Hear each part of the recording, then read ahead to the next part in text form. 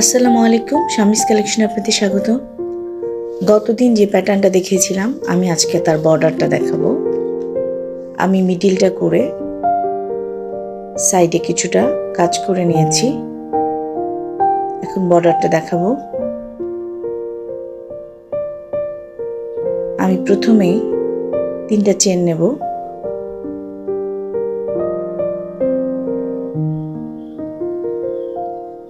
পরের ডাবল ক্রোশেটের উপর একটা ডাবল ক্রোশেট নেব, আরও একটা ডাবল ক্রোশেট নেব, আরও একটা ডাবল ক্রোশেট নেব।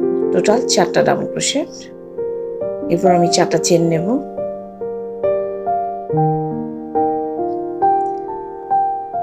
প্রথম যে ডাবল ক্রোশেটটা নিয়েছিলাম তার ভিতরে দিয়ে একটা চেন নেব এবং এই 4 চেনের মাঝে আমি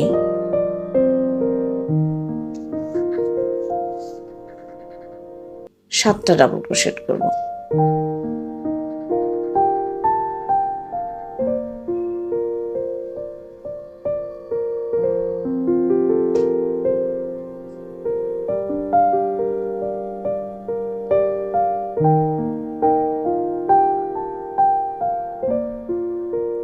সাতটা ডাবল ক্রোশেট করব। পরবর্তী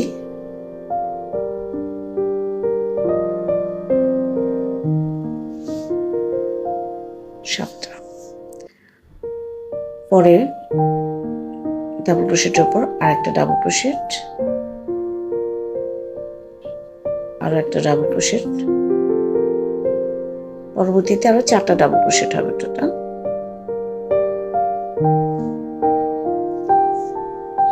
আমার 4টা ডাবল ক্রোশেট নেওয়া হয়ে গেছে। আমি 4টা চেন নেব। এবার আমি এই ভিতরটা দিয়ে এই যে 7টা ডাবল ক্রোশেট করেছি, এই যে প্রথম যে চেনের যে স্পেসটা এর ভিতর দিয়ে এনে একটা চেন নিয়ে সেই 4 চেনের ভিতরে আবার আমি 7টা ডাবল ক্রোশেট করব।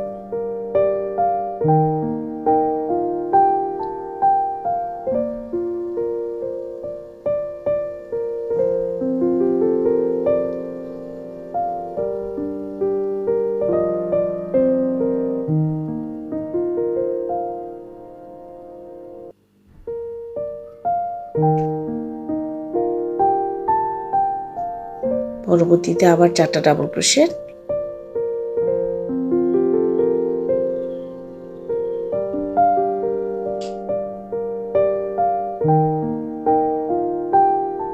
এখানে 3টা নিয়েছি।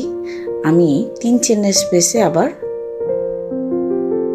আরো একটা ডাবল ক্রোশেট, টোটাল 4টা ডাবল ক্রোশেট নেব। 4টা চেন আবারও ভিতর দিয়ে টেনে এনে একটা চেন দেব। এরপর এই 4 চেনের ভিতরে 7টা ডাবল ক্রোশেট করব।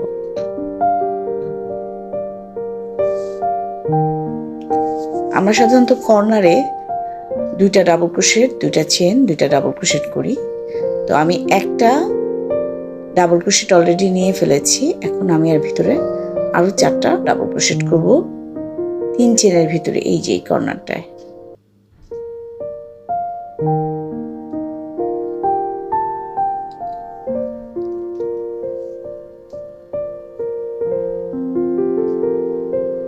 চারটা ডাবল ক্রোশেট করব।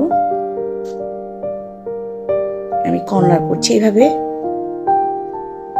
ঢেউয়ের মতন থাকবে কর্নার বর্ডারটা।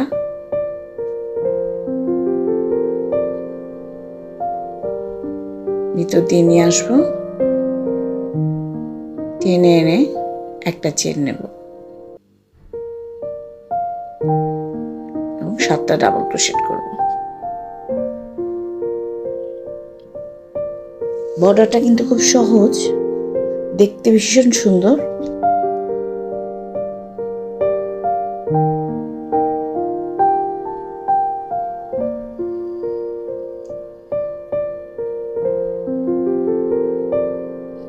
এভাবে রিপিট করতে হবে।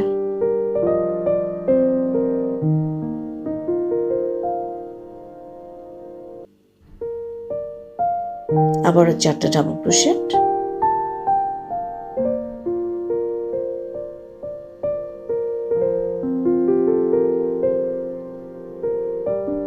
চারটা চেন।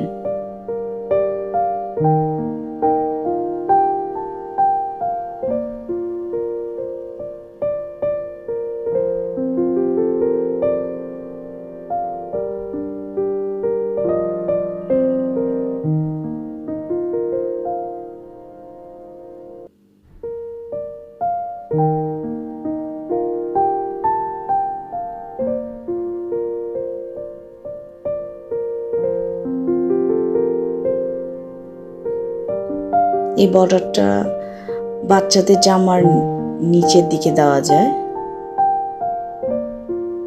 সেক্ষেত্রে খুব সুন্দর লাগবে দেখতে।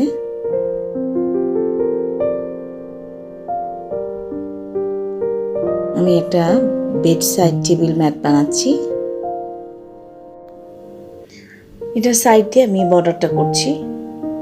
আমার কাছে বর্ডারটা খুব ভালো লেগেছে, আশা করি আপনারা করলে আপনারাও বুঝতে পারবেন বর্ডারটা কত সুন্দর।